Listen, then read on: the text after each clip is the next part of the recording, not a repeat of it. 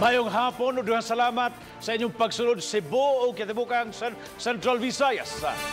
Mao pa nakulob sa inyong tanan diya sa Eastern Visayas. Ug maayong hapon sa atong mga kapusong Bulanon, taga Siquijor, Negros Oriental ug uban pang bahin sa Kabisayan.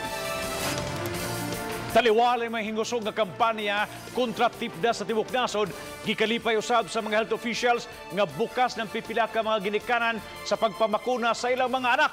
Sa dakbayan sa Mandawi na bantayan karon nga ang ubang ginikanan maunay mi voluntaryo ug nangunay aron mahatagan sa bakuna ang ilang anak. Sa miaging mga buwan, may 3 kakumpirmadong kaso sa tipdas ang syudad. Ani ang report ni Nico Sereno. Sa miaging tuig pa, nag-house to house na ang taga Mandawi City Health Office sa ilang anti-measles vaccine. Kinihuman nila mabantayi ang pagmeno sa mga nagpabakuna gumikan sa kahadlok sa Dengvaxia vaccine.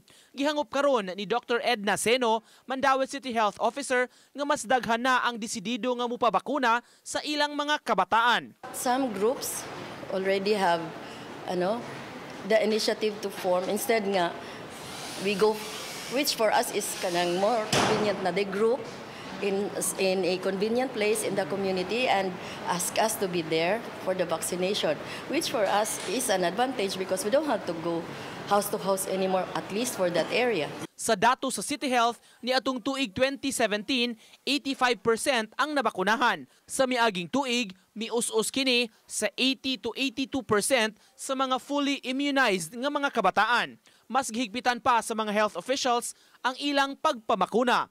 Labi na taliwa sa mga kaso sa outbreak sa tipdas sa ubang mga lugar.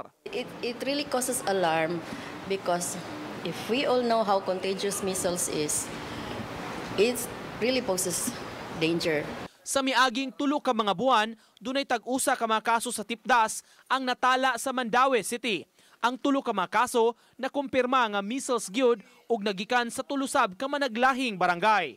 Uban ni Godfrey Relien, Nico Sereno, Balitang Bisdak.